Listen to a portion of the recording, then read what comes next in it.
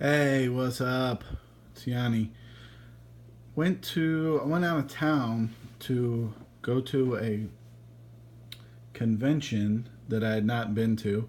It was a little bit of a trek, about 3 hours away, and I hit some shops on the way to it. So I'm gonna share everything. So these are all new shops, and the convention that I went to, probably about um, probably about 3/4 of the people set up there I had not seen before. So it was, all in all, it was a good trip. The shops were mediocre. This book I have up was from the last shop I went to. I went to a Second in Charles. It was pretty horrible in terms of selection. Wasted some time there. Then I went to another shop, and honestly, I cannot even remember. I was trying to think. Honestly, I just went, a week ago. I can't even remember walking in the store and what they had. But oh, you know what? Okay, now I remember. It was like a store that was split up into thirds. The first third was sports cards. The second third was like magic cards, and then the third was comic books. And the this shop and the next one that I went to both had the shelving where you basically got to a pull a long box out from, they got set up so on top you can see everything that they got, whatever, but they don't have enough space to put everything up at table height. So then they got two layers of long boxes underneath that you basically just have to pull out and sift through. So the reason I hate these shops is like I'm probably not gonna buy anything out of those. I don't mind digging. I don't mind pulling a box out and going through it, but I can't look at every single long box you have because I gotta pull it out and kind of hold it while I'm standing up, or I gotta get down on the floor, which you don't want to be on the floor of a comic book shop. They usually don't clean them well. So, at any rate, I didn't really, the second shop, I didn't buy anything, okay selection, whatever, but I didn't find anything worthwhile. This shop I was in for a little while, some good comics. So, this first one I got was one of the last books I came across. This is Spawn. This is a Japanese variant. And when I came across it, it was kind of in a long box by itself, not in alphabetical order. I'll show you the next book I got. And they had a couple of these. I had never seen them before. Kind of pulled it out and I was like, what the heck is this? Obviously, a foreign variant. This is a Japanese variant.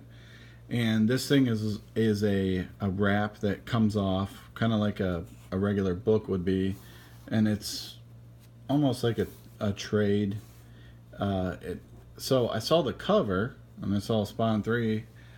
And what's going on right now with Spawn is when they're talking about Cyan coming in as a new character who is Spawn's nephew, I guess. She was in Spawn number 3, the original issue of Spawn. And this is the cover to Spawn number 3. So I thought, oh, cool foreign variant. I'll pick this up. I noticed that it was thicker, but I didn't open it, which was kind of a mistake. And then I saw they had a couple other ones of them. They didn't have number 1, but this was $5. So when I got home and opened it up, it actually is issues number 7 through 9. So it does have the first appearance of Angela in it, but it is not number 3 inside, which is why I originally bought it. But it does have the cover to number 3. So whatever. $5, not. I don't think that's a bad price. I mean, foreign variants are very hard to find. This thing is in really nice condition. No clue on what the value of it would be, but this was the other book I found in that lone box. Punisher 31, First Barracuda, Punisher Max series. the Tim Bradstreet Awesome Cover Series. I found this for $8. Super Beat copy of Special Marvel Edition 15 for Shang-Chi. And when I pulled this out, you know, I could kind of see it from the top of the box. I was like, whoa, what is this? And, you know, I knew well enough to pull it the whole way out and see that it's the third print. It was marked at $25 and it was 20% off, so I got it for $20. Really nice copy. It was double bagged and boarded. I don't know why people do that, but you know, it was in its own bag and board, and then they put it in. It's like a modern inside a Silver Age.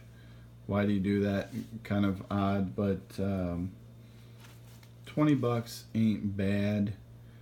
They're historically it's sold for more.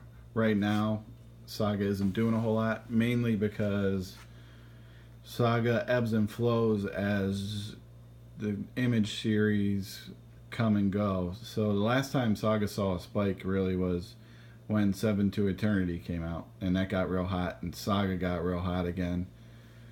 And I'm gonna say the previous time was probably when Manifest Destiny got real hot and Saga saw a spike. So it's kind of like as Image comes and goes, people say, "Oh yeah, remember that Saga series? That was a good series. Maybe I'll pick that up." So I'm not mad at all about paying $20 for that. Not at all. So I went to 3 shops and that was all I got from them, and that was all from one shop. Here is what I got from the convention that I wanted to go to.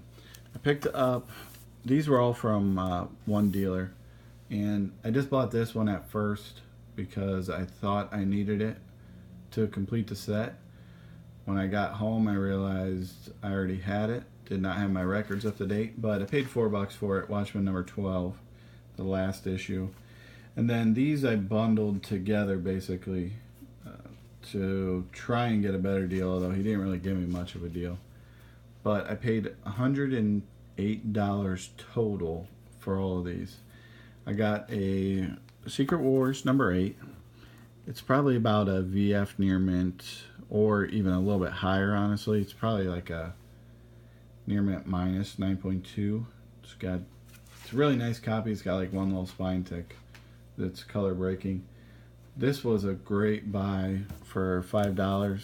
Spider-Man 315. That's a really nice copy. It's actually it's definitely near mint. This was also a really good buy with what the current market is for this 316. I paid $20 for that.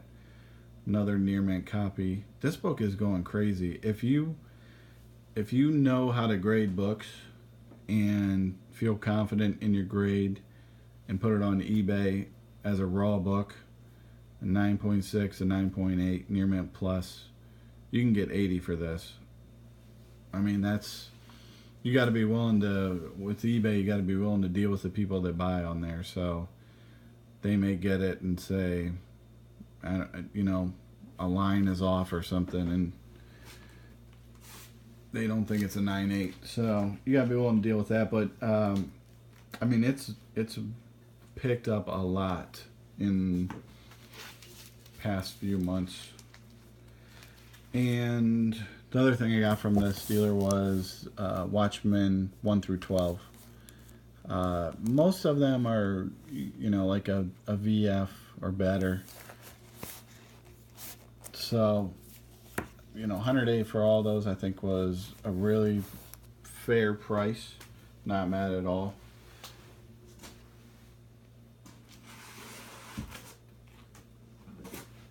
These books I got for $1, and this was actually from the store that I actually bought the stuff the day before that I just showed. Saga number 10, $1. I picked up a couple Edge of Venomverse number 1, the Mattina regular cover. Picked up the Thor Generation second print Mattina cover. Green Lantern 20. First cameo of Jessica Cruz. And that's an $8 cover price book. Really nice, sharp copy for $1. Ultimate Comics Spider-Man #1, first Miles Morales series. These were really nice books. $2 for a Star Wars #50, and that's a really sharp copy. Very nice copy for $2. And I picked up 2 copies of Spider-Man #1, the silver variant, for $2 each as well. So those were really really good prices, I thought. Happy with those buys.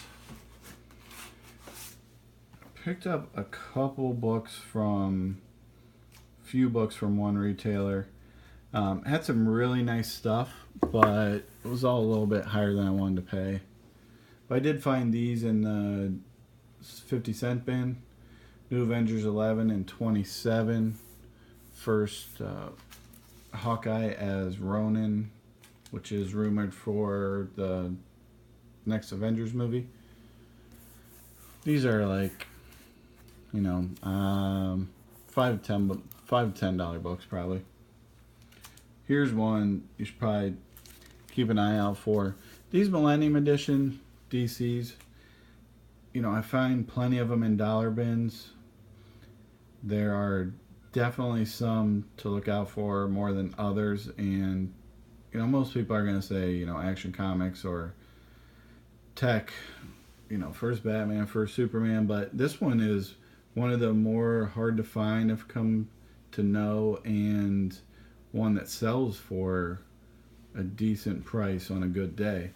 This is the More Fun Comics #73, which is first appearance of Aquaman and Green Arrow. Paid $5 for this. It may sell for $20, may sell for $40, depends on the day.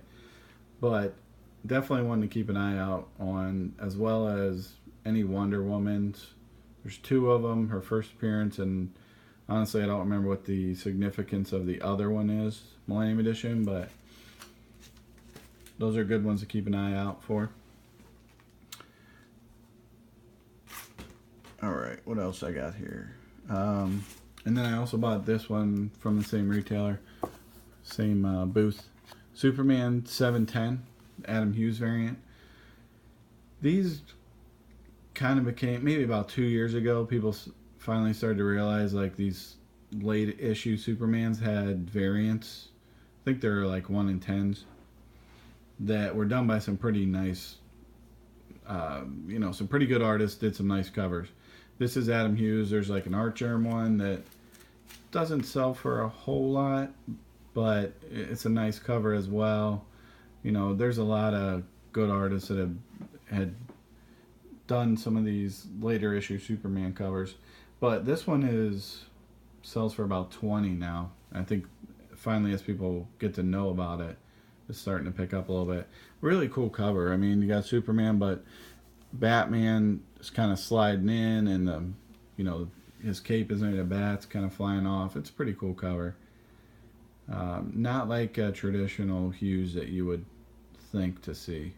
So, just something to look out for. All right, a different retailer. I didn't get a lot at this show, and this is all I'm going to show for this video. But I did get this. I don't know that I have ever seen the Crusade of Comics Spawn.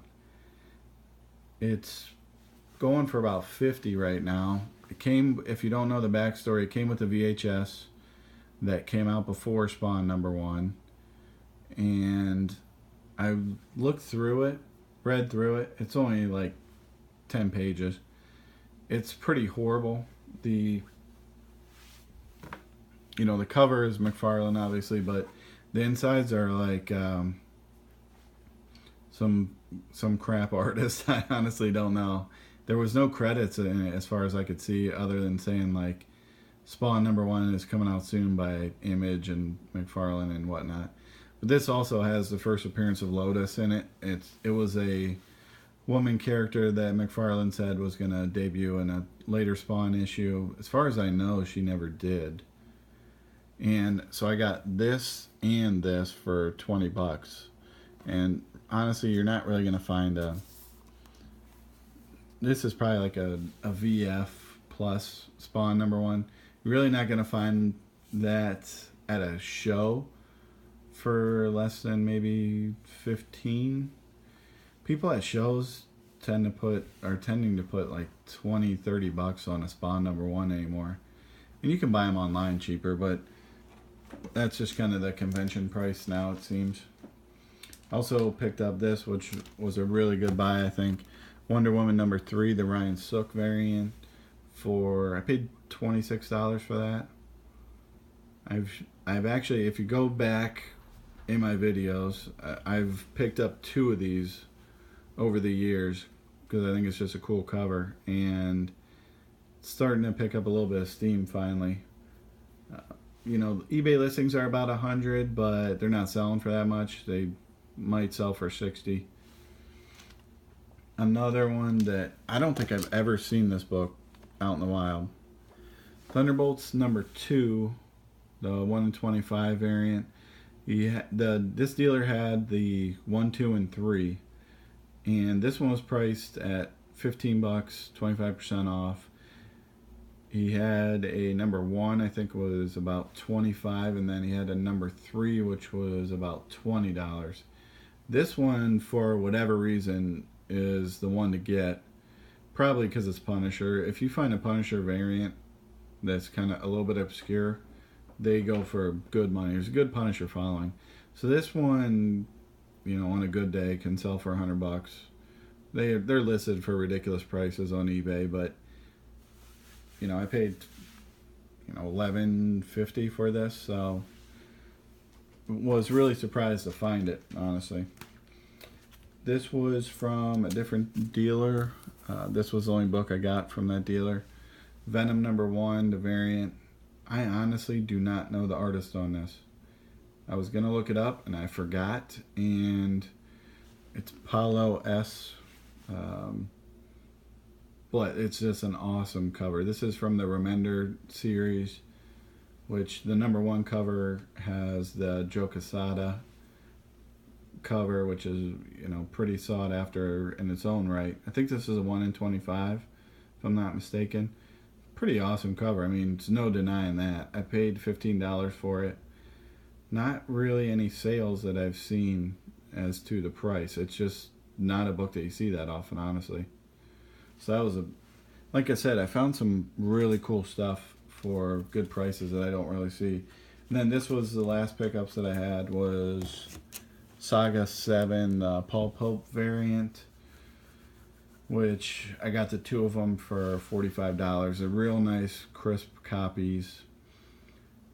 Maybe about 6 months ago, for whatever reason. Well, it was pretty much around the time that Saga had picked back up, because 7 New Eternity, this was going for 60, 80 bucks in real high grade. Now it's going for 30 to 50 in real high grade. You know, you can buy one for 25, no problem. So I was happy with that. Overall, you know, like I said, that was everything I got at the show and at the one shop I stopped at. I think I did really well. Found some really cool stuff at good prices, and not mad about it. I had to travel a little bit, but I think I'll do it again next time it comes up. Thanks for watching. I did troll a little bit of the 50-cent boxes, as you saw, and watch again.